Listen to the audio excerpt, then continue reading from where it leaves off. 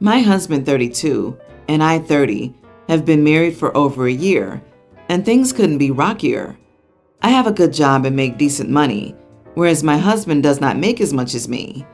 Due to this and the fact that he was living with his parents when we got married, we decided he would move in with me, and I would continue to pay the rent and bills as long as he put money toward other things we may need as a couple. My name is the only one on the lease. However, he started to cut down on his work hours once we got married without saying anything first. He explained that I made plenty of money for the both of us, so he could work part-time and do the work around the house while I was the main breadwinner. I was fine with this, a little upset that he had just assumed this would be okay, but I didn't say anything as this felt fair. He did some work around the house initially, but spent most of his time going out to the bar, playing video games, etc., to the point where I worked and did the cooking, cleaning, and other household chores. My husband told me he was laid off 2 months ago for reasons out of his control. I assumed at this time that he would begin job hunting, and I began to pay for everything. While I do earn a decent amount of money, it's not to the point where I can pay for rent, bills, groceries, insurance, contribute to emergency savings, and finance the lifestyle my husband started indulging in. So I began paying for his nights out, summing him money for trips to look for work, etc., all while I was under the assumption that he would begin searching for a new job, at least to finance his hobbies. About a week ago, I asked him how the job hunt was going, and he told me that he didn't feel like it was worth it. He told me he was comfortable with what we have now, and I wasn't happy. So I confronted him about how I was doing everything to finance and take care of our household. At the same time, he sat around and played video games. I was being an idiot here, I'll admit it. And during this argument, he let it slip that he actually quit and never looked for another job. I was furious that he lied to me and told him I didn't want him in my home right now. So I helped him pack and dropped him off at his parents' house. Fast forward to now.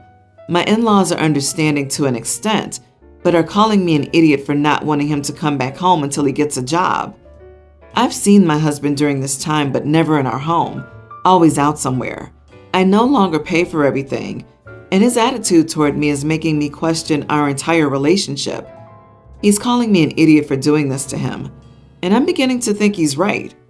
Am I an idiot? Not the idiot. Your husband is taking advantage of you. He didn't give you any choice in this. He just made decisions and forced you to go along with them. Divorce him before you end up paying alimony. He's dead weight, and you're better off without him. Yeah, only being together a year, OP might not even need to pay alimony. Where I am, it's 1 year of alimony for every 3 years you've been together, and they don't seem to have any marital assets, only stuff OP came into the marriage with. So this is really OP's chance to get out with a clean cut, and most of the money they entered the marriage with. LOL at him saying he's comfortable with how things are now. Of course he's comfortable. He's not doing anything. I would ask about an annulment instead of a divorce. At this point, it's as if he married her under false pretenses. His intention was always to quit his job and not work, and block the in-laws and contact a lawyer. Why do you think they're so desperate to give him back? They raised a dud and want you to take care of it. You deserve better. I had plans with my boyfriend, Jack, his brother Tyler, and my friend Paula to go hiking last weekend. I'd suggested an easier, flatter trail for us to hike, since Paula isn't as experienced a hiker as the rest of us. I thought the plan was just to hike together and hang out and talk, but the day of, we started at an average pace, and the guys just kept going faster. Paula was lagging behind, kind of out of breath, and I stuck with her. I was irritated because a huge rule of wilderness safety is to stay with your group, because stuff can go sideways fast in the backcountry. They were stopping to wait every mile or so, but we never knew where because they didn't say, and nobody had cell service. But as soon as we caught up, they'd start going at top speed again, leaving us to play catch-up nonstop. I told Jack that I'd like them to stick with us, and he complained that we were too slow, the trail was too easy, and they needed their workout. After the third time they ran off, Paula and I got to this viewpoint before the main peak, so we sat down to take our first breather in hours and vent. She joked that we should stop chasing and let them wander. I suggested we hang out at the viewpoint until the guys noticed or found us on our way back down. She pulled out some herbs she'd been planning on sharing at the top of the mountain, and we hung out and smoked and ate our lunch. It was an hour and a half before the guys came back. We heard them before we saw them. They were sprinting down the trail, yelling our names. I called out, "Over here," except I was coughing from smoking, so it sounded more like, "Over, cough, cough, here." The guys came running to the viewpoint, and Paula was giggling her butt off at my attempt to yell. Of course, I got the giggles from her, and from smoking too. The guys confused our giggling for crying since we were both just wheezing with laughter, and were asking us what happened, and I was like, "We're okay, we're just happy." Tyler got really mad at us, saying they had stopped off half a mile from the summit to wait for us before making the final push, and after we didn't show up for an hour, they turned back to look for us instead of summiting, and he was furious that we just stopped to get high without telling them. I was like, "I thought we split up, like y'all were off doing your own thing all day," and my boyfriend raised his voice at me, telling me that you don't split up a group without communication. At that, Paula and I giggled again, like, no kidding. It was just funny how he was saying the same thing I'd been saying all day. For the rest of the hike, the guys were angry with us because we ruined their summit, making them turn back just because we didn't even try to keep up. Am I the idiot for going missing on a hike? Not the idiot. You told Jack and Tyler repeatedly what the issue was. They ignored you and did their own thing. You and Paula finally gave up trying to win a losing game. I hike. You adjust your route to fit the weakest hiker, not the strongest. Duh. The guys could have had their workout on a different day, different hike. Instead, they chose to abandon you and Paula over and over again. You didn't ruin anything. I don't blame you a bit for taking care of yourselves. Trying to keep up with those two could have resulted in exhaustion and getting lost. Getting rescued isn't always free either. Your boyfriend and his pal foolishly, selfishly, and deservedly ruined their own trip. If they were so caring, they shouldn't have waited at the half-mile mark. They should have accompanied you. Also, I would have laughed at the irony in the boyfriend saying, "You don't split up." You're right. They were the ones who split the group and refused to slow down a bit. Also, if the summit was that important for them, they could have left you there and made the summit and returned. As you said, they've been doing that all day. I, teen female, have a twin brother, Cody. I do cheer and Cody does sports. We do these activities because we enjoy them, but Cody also puts a lot of effort because he's constantly seeking approval from our dad and stepdad. The two don't care for each other, but are somehow best friends when it comes to Cody's sports. He does like 5 different ones because our dad likes hockey and lacrosse, while our stepdad prefers football and basketball. They both enjoy baseball. If he ever dares to quit one of them will throw a riot or accuse him of playing favorites. It's so dumb. Sometimes Cody's schedules clash or get so overwhelming that he'll lay on his bedroom floor for hours and disassociate. It's been like this since he was 10. My mom and stepmom think it's just men being men and that boys enjoy sports. So Cody probably doesn't care, but like there's a limit to everything, right? We were having a celebratory lunch for our older sister before she left for college, and both sides were there. The lunch ended at 2 p.m., and our sister asked if we wanted to go to the mall. I said yes, and Cody was clearly going to say yes, but our dad said he had baseball practice. Cody tried asking if he could sit out one day since he hasn't missed a single practice in his life, but our stepdad joined our dad's practice makes perfect speech and backed out. Then they tried to use me as an example.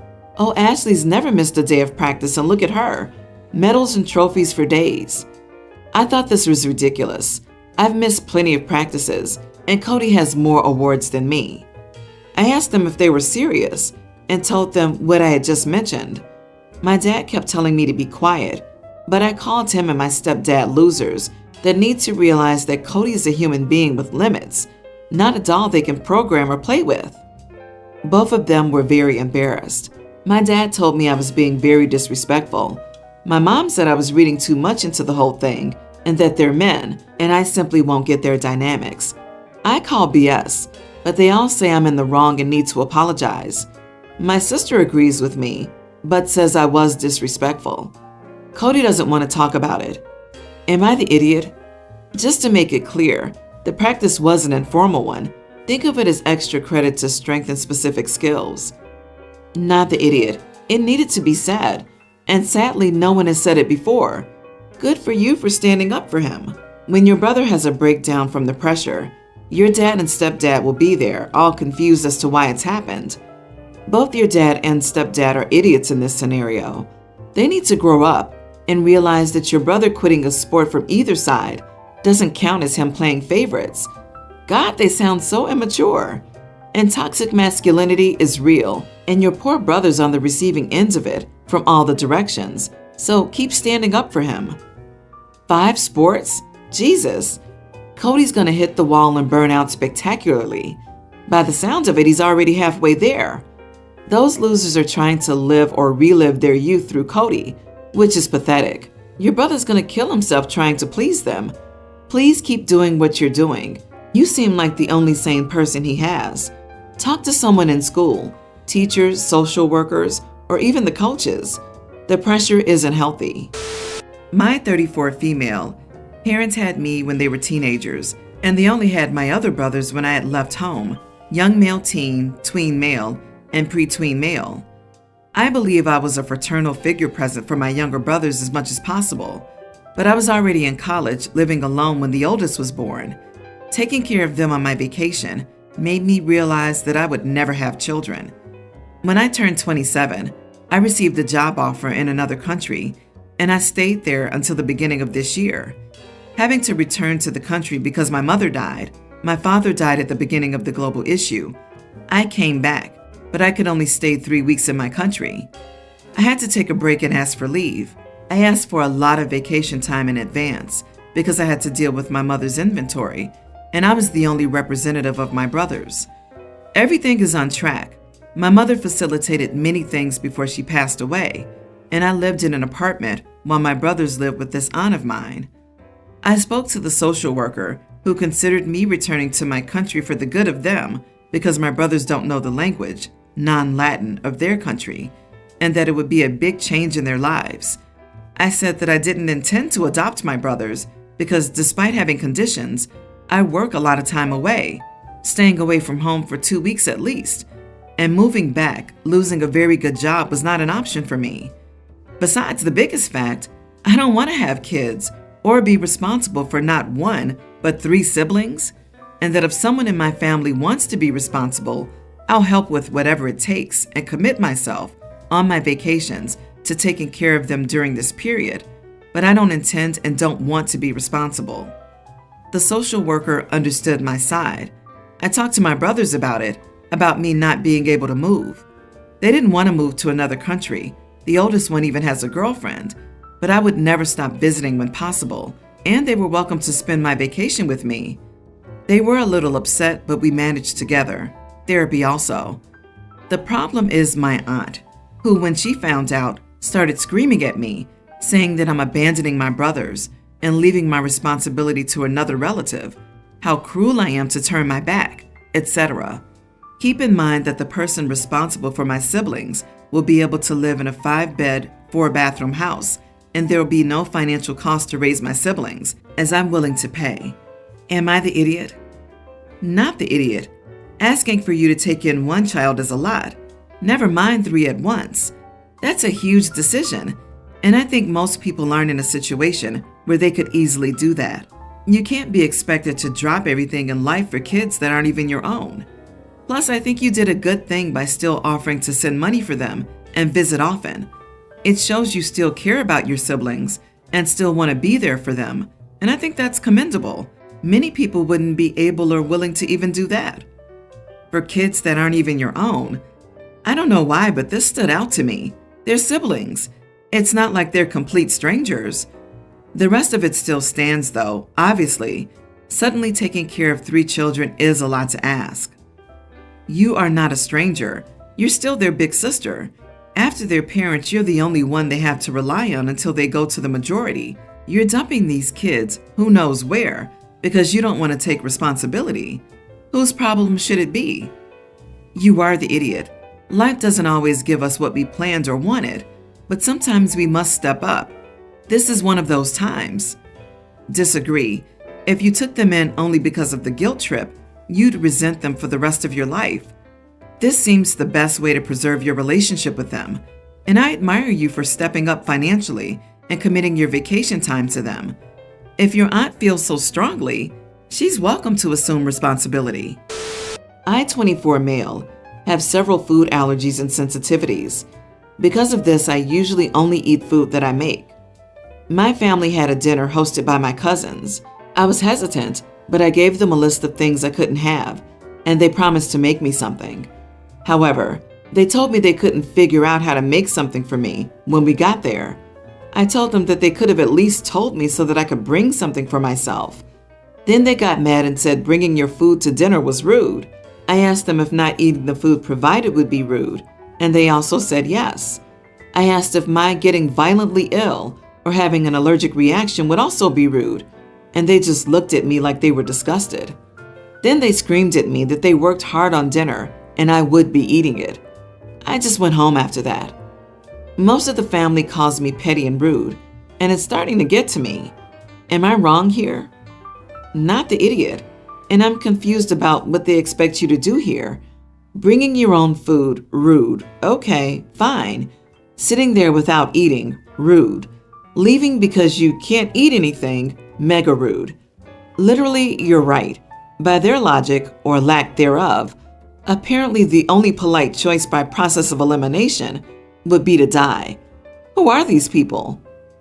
It chaps my hide when people pull this on me, essentially giving me no options where I can do the right thing according to their judgment. And no, I don't care if Great Aunt Tilly and Great Uncle Roy spent hours preparing all kinds of food. If it's one of my allergies, I am not going to eat it, period. No, not just a taste either. Why is it considered rude for someone to avoid eating a food that causes a medical issue? But it's not rude to expect someone to eat a food that causes a medical issue. Get the heck out with that mentality. Your family needs a timeout. People who do not have food allergies don't understand what happens when you eat something you cannot eat. They don't know how anaphylaxis feels, how sick you are, and how expensive it can be. You provided a list to your cousins. They decided it was too hard and didn't tell you until you arrived. They are the idiots here.